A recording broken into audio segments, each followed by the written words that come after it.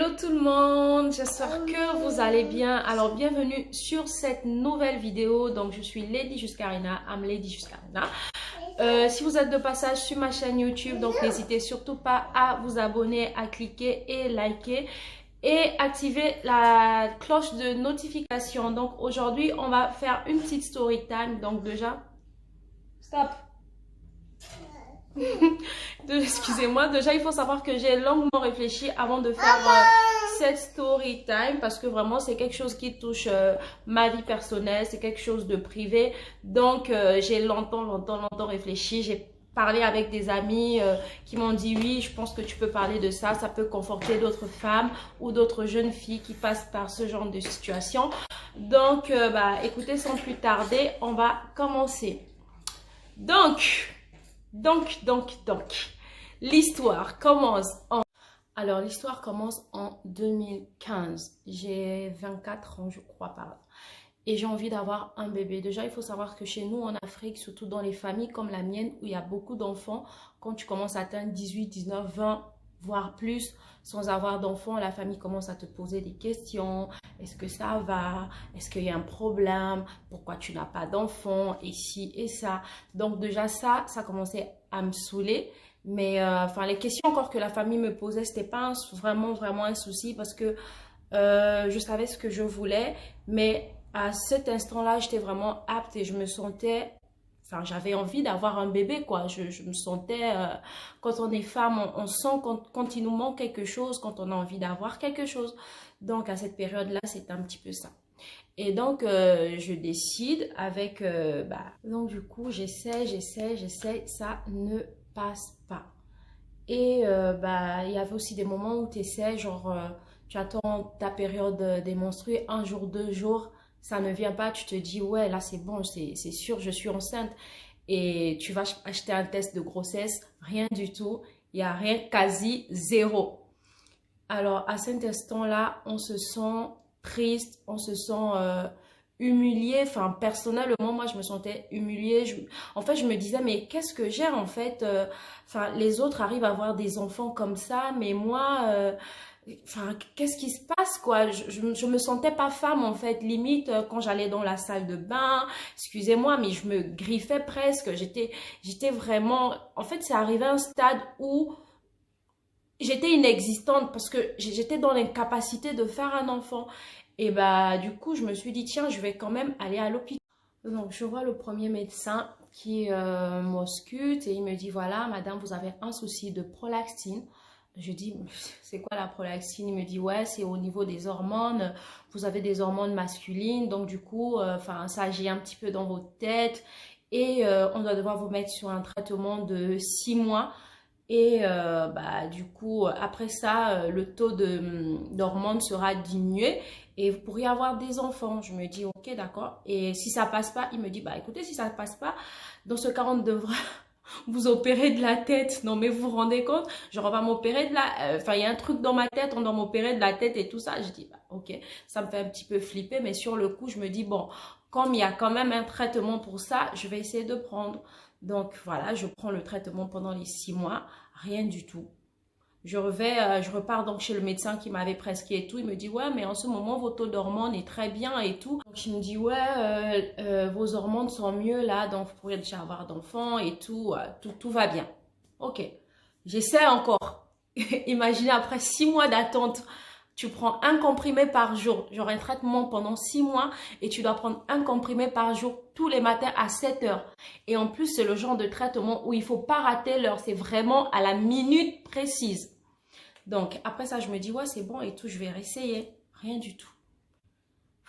Je commence à me poser des questions. Je dis, ouais, c'est pas normal. Du coup, j'appelle ma maman. Je dis, écoute, maman, là, j'ai quand même un souci. Il faut que je puisse t'expliquer. Ça fait 6 mois. Je dis tout ce que j'ai fait et tout. Elle me dit, bon, écoute, c'est pas grave. On va aller voir un gynécologue, un autre, quoi. Enfin, pour avoir un autre diagnostic parce que j'ai tout essayé. Qu'est-ce qui ne va pas? Donc, on va chez un autre gynécologue. Il m'ausculte. Il me dit, tenez, madame, du coup, là, vous avez en fait un kyste ovarien. Franchement, quand le médecin me dit j'ai un kyste ovarien, je pleure. J'avais ma mère là, mais en fait, je pleure parce que je suis désespérée, je pleure parce qu'en fait, c'est dur. À ce moment-là, d'entendre ça, de se dire, ouais, bon, j'ai quand même fait 6 mois de traitement, on m'a dit c'était bon. Et là, je reviens, on me dit, j'ai un kyste ovarien, en plus, la trompe gauche. Et là, il dit à ma maman, bah écoutez, madame, dans ce cas-là, il faut enlever la trompe. Il faut enlever la trompe. Je regarde ma mère, je me dis en fait, mais si on m'enlève une trompe, enfin la trompe gauche, on sait que la trompe gauche, je suis pas médecin, mais d'après ce que j'ai toujours entendu, la trompe gauche, c'est vraiment celle qui est fertile. Si on me l'enlève, qu'est-ce que je deviens en fait? Ouais, il faut enlever la trompe. Et là, on rentre à la maison, ma maman, elle me dit, bah écoute, l'opération, on va pas le faire. En fait, j'étais tellement désespérée. À ce moment-là, j'avais plus du tout envie de me battre. J'ai dit à ma mère, bah écoute, limite on s'est chamaillé. Je dis, bah écoute, si le médecin dit on enlève, moi on l'enlève. Parce que franchement, je suis fatiguée. Voilà, c'est décidé quoi. Enfin, c'est le deuxième que je vois et je suis fatiguée, maman, je suis fatiguée. Elle me dit, c'est pas grave. Elle prend un rendez-vous avec un autre gynécologue, donc un troisième. Je pars quand même.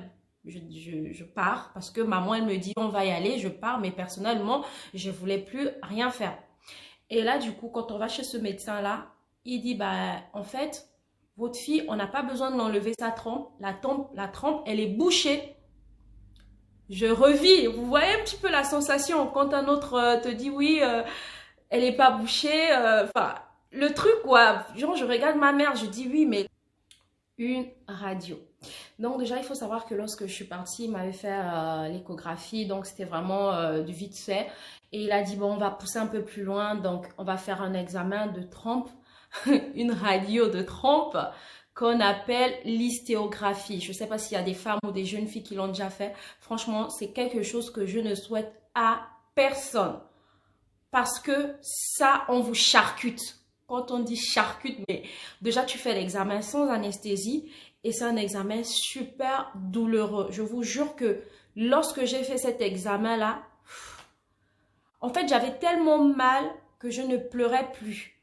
En fait, c'était hyper douloureux que je priais. Enfin, vous vous rendez un petit peu compte? En fait, je pleurais pas, je priais, je disais, Seigneur, pourquoi moi c'était hyper douloureux. Donc, quand j'ai terminé... Et ensuite, bah, quand j'ai terminé l'hystéographie, les résultats sont sortis. Donc, j'avais pas besoin d'enlever ma trompe. Il fallait juste me la déboucher. Là encore, si vous êtes déjà passé par ce truc-là, déboucher les trompes, je vous dis même pas,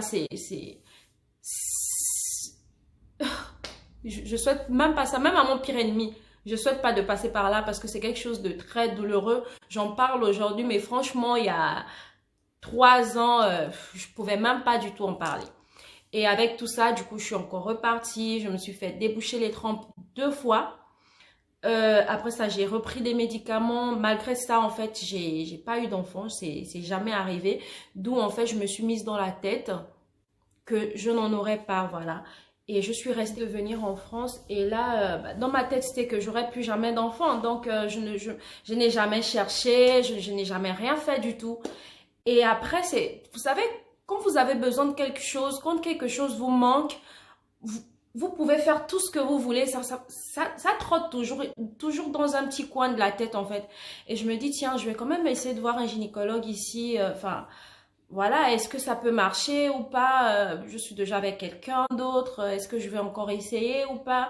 Mais là, voilà, je vais quand même, je vais chez un gynécologue ici et tout, à Fontainebleau d'ailleurs. Franchement, magnifique cette gynécologue, c'est une Libanaise.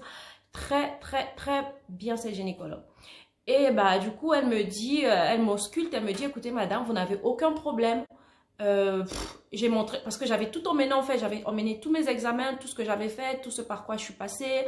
Elle me dit, vous n'avez même pas besoin de faire ça. Il faut savoir que moi, j'étais allée chez cette gynécologue-là à la base pour pouvoir essayer de voir comment est-ce que je peux faire une insémination. Voilà. Donc, du coup, elle m'a dit non, on n'a pas besoin de ça. On ne peut pas vous faire une insémination comme ça. Il faut que vous puissiez d'abord prendre un traitement et puis après, on verra. Elle me dit, bah, ce que moi, je vois, en fait, vous n'avez rien du tout. Alors, moi, ce que je vais vous donner, c'est des vitamines, de l'acide folique. 0,4, je vous mettrai ça en bas. Elle me dit, je vous donne ça et on se retrouve dans 6 mois. Vous voyez, quand on vous donne les médicaments comme ça, je me dis, voilà, c'est reparti en fait. Elle n'a pas compris, j'ai déjà tout fait. Je suis venue parce que je veux qu'on me fasse une insémination. J'en ai marre de prendre des médicaments. En fait, on a l'impression que c'est le même film en fait qui reprend. Donc, elle me dit, voilà, je vous donne ça et tout. Je pensais m'a donné ça, on était au mois de janvier.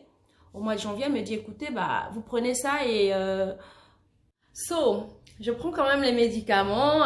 C'était un comprimé par jour, à la même heure. Faut pas rater, sinon le traitement, il est foutu. Donc, je prends quand même les médicaments, mais bon, sans plus, quoi. Enfin, c'était toujours good vibe. Je sortais avec mes copines, avec mon chéri. En fait, moi, je prenais ça juste, bon, voilà, pour faire plaisir. Quand j'irai, je sais que je patiente 6 mois et puis voilà, de toutes les façons, j'irai faire mon insémination. J'attends juste 6 mois que je prends pas. C'est pas grave, j'attends 6 mois. Je dirais que j'ai pris les médicaments pendant 6 mois et c'est pas venu et voilà. Donc, après ça, bah, on décide de faire un voyage avec mon chéri. On va à Amsterdam. On fait, je pense, 2 semaines. Quand je rentre d'Amsterdam, hey, les amis, hey, Jesus Christ of Nazareth. Moi, j'ai dit que j'ai bien réfléchi avant de vous parler de ça. Donc, on fait 2 semaines, on revient et tout. Quand on revient, je me sens mal. Waouh, je me sens mal. Je veux rien voir. Déjà, moi, à la base, je suis quelqu'un, je mange pas de sucre, je mange pas de yaourt, je mange pas les gâteaux, les trucs comme ça, c'est pas du tout mon truc. Moi, il faut me donner le manioc, le foufou, le gombo. Là, je te frappe ça. Limite, le piment, le citron, ça, c'est mon truc. Le reste, là, non. Je dis à mon chéri, j'ai envie de manger un gâteau à la fraise. Il me regarde, il me dit, mais un gâteau à la fraise? Je dis, oui, non, ce jour-là, en plus, c'était je sais pas, un dimanche, ou je sais pas, on a tourné, mais pour chercher un gâteau à la fraise, on l'a trouvé, le gâteau à la fraise. J'ai mangé. Après ça, je me sentais toujours mal. En fait, il y avait quelque chose qui n'allait pas. J'ai commencé à replier mon linge, enlever tout dans les armoires et tout. On est rentré d'Amsterdam. Alors, c'est une petite parenthèse. On est sorti le soir, en fait, je suis sortie avec des copines. Et c'est le lendemain, en fait, que ces symptômes-là, ils ont commencé. Et j'étais pas bien, je me suis dit, punaise, est-ce que j'ai mangé quelque chose qui n'était pas moi? Est-ce que j'ai bu quelque chose? Genre, j'avais envie d'appeler ma mère, lui dire que, voilà, je sais pas, peut-être j'ai mangé du poison ou... Enfin, je me suis dit, bon, écoute, mon chéri m'a dit, écoute, si ça ne va pas, écoute, va voir un médecin. Quand je vais voir le médecin et tout, je dis, écoutez, monsieur... Monsieur, je reviens d'Amsterdam, j'ai mangé beaucoup de viande, enfin j'ai bu trop de bière là-bas. Est-ce que j'ai mangé quelque chose qui n'est pas bien et tout? Il me dit, bah écoutez, on va vous ausculter. Et après, genre le médecin, il m'ausculte, il me dit, mais madame, j'ai dit oui. Il me dit, bah alors là, vous avez vraiment mangé quelque chose qui n'était pas bien. Hein. Vous avez mangé quelque chose, mais de gros. Je dis, je prends peur. J'ai dit, ah ouais, docteur, c'est vrai. Enfin, qu'est-ce qui va m'arriver? Qu'est-ce qui m'arrive en fait, docteur? Dites-moi ce que j'ai parce que là, je suis en crise d'angoisse, je me sens pas bien, je perds mes forces, j'ai envie de rien voir, j'ai envie de rien faire. Il me dit, madame, comment vous êtes restée pendant 3 mois sans faire vos examens? Bah, docteur, quel examen? Quel examen? Il me dit, mais madame, vous êtes enceinte de 3 mois, vous avez... Mais dans 2 semaines, vous revenez, on va voir c'est quoi le sexe du bébé. Vous êtes resté pendant tout ce temps, vous n'avez pas fait d'examen, rien du tout. J'ai dit, attends, docteur, je suis pas venue pour ça. Moi, je suis venue parce que je me sens mal, enfin, je suis enceinte. Il me dit, oui, vous êtes enceinte. J'ai dit, docteur, je vois mes menstrues. Tous les mois, j'ai pas de symptômes, j'ai pas grossi, aucun symptôme, pas des gros seins, pas de cycle menstruel qui a bougé ou quoi que ce soit, pas de malaise, rien du tout. Mais le bonhomme, vous vous rendez compte, j'étais enceinte de 3 mois et 2 semaines. 3 mois et 2 semaines. Ah. En fait, quand on vous dit ça, on n'y croit pas. On n'y croit pas. Et tout à l'heure, je vous disais qu'en fait, j'ai bien réfléchi avant de vous dire ça parce que d'autres personnes diront, ouais, peut-être c'est les médicaments que tu as pris et tout ça. Mais non, moi, je dirais ça, c'est la grâce de Dieu. C'est la grâce de Dieu et la gloire de Dieu et c'est ma bénédiction, quoi. Franchement, je me suis dit, c'était ma saison. Et j'ai les frissons quand je vous parle de ça. C'était ma saison. C'est croyez en Dieu, croyez vraiment en Dieu. C'est très important. Et vous savez, je vais vous dire un truc. Pourquoi je persévère? Croyez vraiment en Dieu, comme je disais. Parce que moi, dans ma tête, c'est vrai, entre autres, j'ai accepté que je n'aurais pas d'enfant. Mais en même temps, je me référais toujours à la Bible chaque fois. Je me disais, Seigneur, je suis une Sarah. Seigneur, je suis une Sarah. Et je faisais toujours en fait des rêves où je mettais au monde. Et je me disais, si dans le spirituel, j'arrive à mettre au monde, je sais que ça va se manifester dans le naturel. Parce que Seigneur, tu es un Dieu du surnaturel. Donc, je me disais toujours, Seigneur, je suis une Sarah, je vais accoucher. Si Sarah, elle enfantait à 90 ans, mon Dieu, j'ai 25 ans, j'ai 26 ans. Moi, je vais mettre au monde, peu importe, en montant des sons. Je disais, Seigneur, je suis le seul enfant de mes parents. Et comment ça? Comment? What? Qu'est-ce que j'ai fait? Enfin, je paye le prix de qui pour pas avoir d'enfant?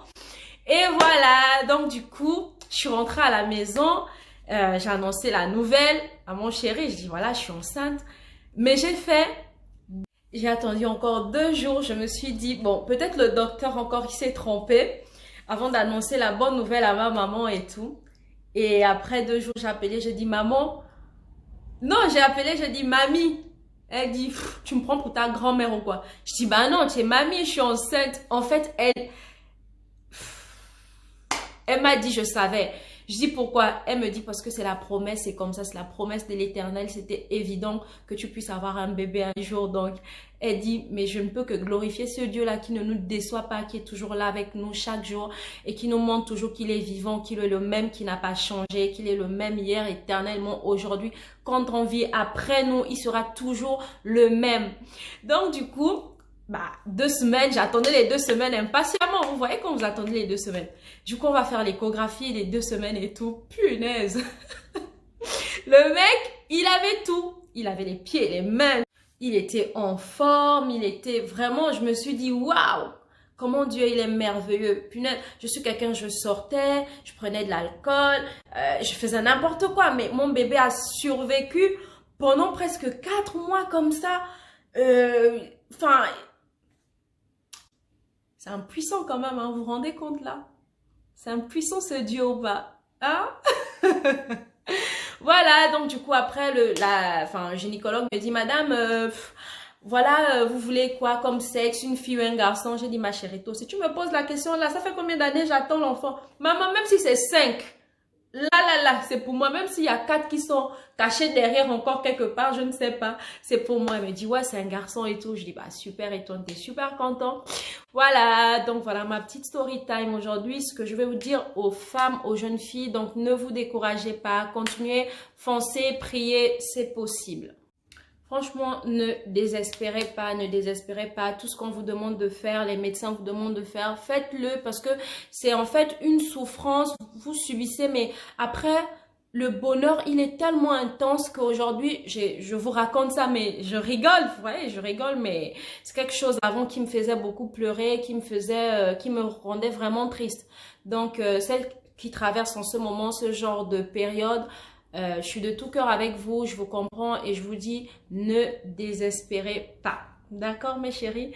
Et aussi je veux rajouter que dès que j'étais enceinte, j'ai grossi, j'ai pris 19 kilos pendant la grossesse. Ça, ce sera l'objet d'une autre vidéo. Sur ce, je vous dis ciao ciao et à bientôt. Bisous!